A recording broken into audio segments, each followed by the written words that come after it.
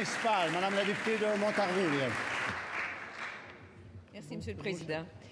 Les réponses que nous a fournies la ministre de la Justice hier sont décevantes et confirment que son projet de loi 59 est beaucoup trop timide pour réellement contrer les dérives de l'intégrisme religieux au Québec. À preuve, son projet de loi permettra aux organismes qui encouragent le rejet et le dénigrement de nos valeurs fondamentales de continuer à bénéficier de centaines de milliers de dollars en exemption de taxes.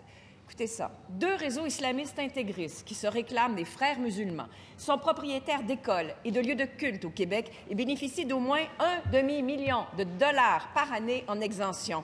L'école Dar Al-Iman, située à Montréal, profite à elle seule de plus de 150 000 $ en congé de taxes, sans compter les subventions du ministère de l'Éducation. Comment la ministre peut-elle expliquer aux contribuables que son gouvernement continuera à piger dans leur poche pour subventionner les activités de propagande intégriste d'organismes dont les enseignements véhiculent les mêmes idées haineuses visées par son projet de loi? Madame la ministre de la Justice. Monsieur le Président, la collègue parle spécifiquement d'école et d'enseignement. J'aimerais porter son attention au projet de loi.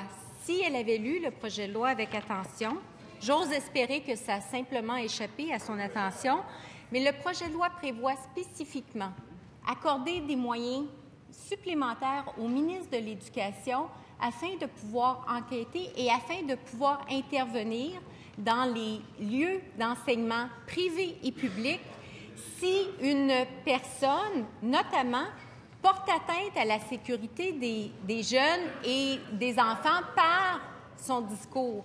Les discours haineux, ceux et celles qui auront été inscrits sur la liste qui sera tenue par la Commission des droits de la personne et de la jeunesse, seront réputés porter atteinte à la sécurité des jeunes. Cette disposition-là, elle est inscrite au projet de loi, Monsieur le Président. Et vous savez, c'est spécifiquement pour venir contrer ce à quoi la collègue fait référence. Première complémentaire, Madame la députée de Montarville. Monsieur le Président, j'ai bien lu le projet de loi. Là. On dit à ces organismes religieux qui contreviennent à la loi payer une amende de 10 000 à 250 000 $, mais on va quand même continuer à vous subventionner année après année. C'est incroyable, Monsieur le Président. Avec son projet de loi, des organismes intégristes pourraient avoir à payer une amende, mais continueront tout de même de bénéficier de plusieurs milliers de dollars par année en exemption de taxes municipales et scolaires et remboursement de TVQ, et ce, sur le dos des contribuables. Comment trouvez-vous ça acceptable, Madame la ministre? Madame la ministre de la Justice. Monsieur le Président, le projet de loi prévoit des mesures spécifiques pour intervenir et pour faire cesser la tenue de discours haineux, la tenue de discours qui incitent à la haine. Le projet de loi prévoit des dispositions et des motifs d'intervention de la Commission des droits de la personne et de la jeunesse. Maintenant, Monsieur le Président, ce qui est beau dans notre processus parlementaire, ce qui est magnifique dans notre processus parlementaire, c'est qu'après le dépôt d'un projet de loi, il y a un processus de consultation, il y a un processus d'étude article par article. Et à ce moment-là, on peut toujours suggérer des idées. La collègue les suggère en la période de questions, soit, mais nous verrons par la suite. Mais il y a déjà, au sein de ce projet de loi-là, des mesures visant... Deuxième complémentaire, Madame la députée de Montarville.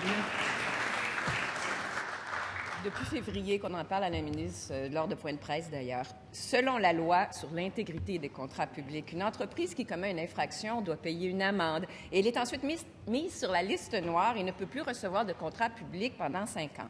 Alors pourquoi les organismes religieux qui prônent la charia, font l'apologie du terrorisme et le financent dans certains cas même ne sont pas autant sectionnés? Est-ce que la ministre croit que les familles de la classe moyenne qui doivent payer 1 400 $ de plus par année en taxes et tarifs trouvent acceptable que ces organismes religieux continuent à recevoir ce financement et que ces familles doivent financer ces organisations? Madame la ministre de la Justice. Monsieur le Président, le projet de loi 59, le projet de loi vise à contrer le discours haineux, le discours qui incite à la haine. Il y a des sanctions pour ceux et celles qui porteront et qui auront un discours haineux, un discours incitant à la haine. Il y aura des sanctions pour ceux et celles qui tolèrent que de tels discours soient prononcés. il y a des dispositions qui permettent notamment au ministre de l'Éducation d'intervenir, de retirer les subventions, de retirer au besoin le permis qui est accordé par les maisons d'enseignement qui auront toléré de tels agissements. Alors, Monsieur le Président, il y a à l'intérieur du projet de loi des mesures fort intéressantes et qui méritent qu'on les regarde attentivement lors de l'étude